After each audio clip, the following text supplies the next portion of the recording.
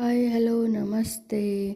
ಮೂಲಂಗಿ ನೋಡ್ತಿದ್ದಾಗಲೇ ನಿಮ್ಗೇನು ಅನ್ನಿಸ್ಬೋದು, ಮೂಲಂಗಿ ಸಲಾಡ್ ಮಾಡ್ತೀನಿ ಅಂತನಾ? ಮೂಲಂಗಿನ ಹಸಿದಾಗೆ ಜಾಸ್ತಿ ಜನ ತಿಂತಾರೆ. ಸೊ ಸೊಪ್ಪನ್ನು ತಿಂತಾರೆ, ಮೂಲಂಗಿನೂ ತಿಂತಾರೆ. ನಾವು ಕೂಡ ಹಾಗೆ ತಿಂತಾಯಿದ್ವಿ. ಇತ್ತೀಚೆಗೆ ನನಗಿದು ರೆಸಿಪಿ ಗೊತ್ತಾಯಿತು, ಅಂದರೆ ಶೇರ್ ಮಾಡೋಣ ಅಂದ್ಬಿಟ್ಟು ಮಾಡ್ಕೊಂಡಿದ್ದೀನಿ ವಿಡಿಯೋನ. ನೋಡಿ ಹೇಗೆ ಅಂದರೆ, ಮೂಲಂಗಿ ತೊಗೊಂಬಿಟ್ಟು ಅದನ್ನ ನೀಟಾಗಿ ತುರ್ಕೊಂಡು ನಾವೇನು ಮಾಡ್ತಾಯಿದ್ವಿ, ಮೂಲಂಗಿ ತೊಗೊಂಬಿಟ್ಟು ಮೇಲೆ ಸಿಪ್ಪೆ ತೆಗೆದು ದೊಡ್ಡ ದೊಡ್ಡದಾಗಿ ಕಟ್ ಮಾಡಿ ರೊಟ್ಟಿ ಜೊತೆಗೆ, ಚಪಾತಿ ಜೊತೆಗೆ ತಿಂತಾಯಿದ್ವಿ, ಬೇರೆ ಬೇರೆ ಪಲ್ಯ ಜೊತೆಗೆ. ಸೊ ಇದು ಹಾಗಲ್ಲ, ಮೂಲಂಗಿನೇ ಪಲ್ಯ ಮಾಡ್ಕೊಂಬಿಡೋದು. ಅದನ್ನು ನೀಟಾಗಿ ಬೇಯಿಸಿದ್ರೆ ಹೆಂಗಾಗುತ್ತೆ ಅಂತಲೂ ಗೊತ್ತಿರಲಿಲ್ಲ ನನಗೆ ಮೂಲಂಗಿ. ಸೊ ನೋಡೋಣ ಅಂತ ಹೇಳಿ ಮಾಡ್ತಾಯಿದ್ದೀನಿ. ಅಂದರೆ ಈ ಕಡೆ ಎಲ್ಲ ಹಾಗೆ ತಿಂತಾರೆ. ಸೊ ಅದಕ್ಕೋಸ್ಕರ ಮೂಲಂಗಿನ ಫಸ್ಟು ನೀಟಾಗಿ ತೊಳ್ಕೊಂಬಿಟ್ಟು ಅದನ್ನ ಸಿಪ್ಪೆ ಎಲ್ಲ ಪೀಲ್ ಮಾಡಿಕೊಂಡು ಇಟ್ಕೊಂಡಿದ್ದೀನಿ. ಅದಾದಮೇಲೆ ಅದನ್ನ ಸಣ್ಣಗೆ ತುರ್ಕೊಂಡು ನೀರಲ್ಲಿ ಹಾಕ್ಕೊಳ್ಳೋದು. ಯಾಕಂದರೆ ಅದು ಕಾಕಿರುತ್ತಲ್ಲ, ಮೂಲಂಗಿ ಖಾರವಾಗಿರುತ್ತೆ, ಕಾಕಿರುತ್ತೆ, ಅದೆಲ್ಲ ಹೋಗಲಿ ಅಂತೇಳ್ಬಿಟ್ಟು ಫಸ್ಟ್ ಅದನ್ನ ತುರಿದ್ಬಿಟ್ಟು ನೀರಲ್ಲಿ ಹಾಕ್ಬಿಟ್ರೆ ಫುಲ್ ದಪ್ಪ ಆಗಿಬಿಡುತ್ತೆ ಮೂಲಂಗಿ.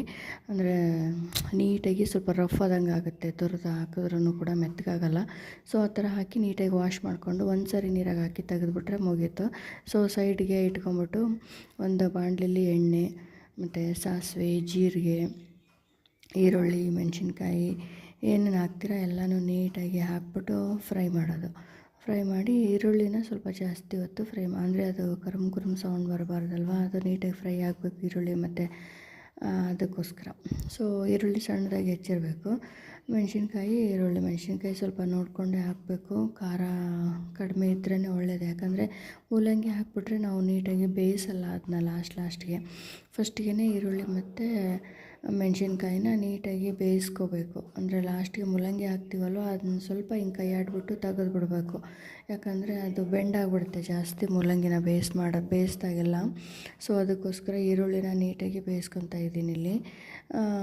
ಬೇಯಿಸ್ಕೊಳ್ಳೋಕ್ಕೆ ಸ್ವಲ್ಪ ಉಪ್ಪು ಹಾಕ್ಕೋಬೇಕು, ಬೇಗನೆ ಈರುಳ್ಳಿ ಬೆಂದ್ಬಿಡುತ್ತೆ, ಸಾಫ್ಟ್ ಆಗುತ್ತೆ. ಸೊ ಅದಕ್ಕೋಸ್ಕರ ಈ ಥರ ಎಲ್ಲ ಬೆಂದಾದಮೇಲೆ ಇದಕ್ಕೆ ಮೂಲಂಗಿ ಸೇರಿಸ್ಕೋಬೇಕು. ಮೂಲಂಗಿ ಜಾಸ್ತಿ ನಿಮ್ಗೆ ಎಷ್ಟು ಬೇಕೋ ಅಷ್ಟು ಮಾಡ್ಬೋದು. ಇಲ್ಲಿ ನಾವು ಜಾಸ್ತಿ ಬೇಕು ಅಂತ ಮಾಡ್ತಾಯಿದ್ದೀವಿ ಇದನ್ನು ಈ ಪಲ್ಯನ ಎದಕ್ಕೆ ಅಂದರೆ ಚಪಾತಿಗೆ, ರೊಟ್ಟಿಗೆ ತಿಂತಾರೆ.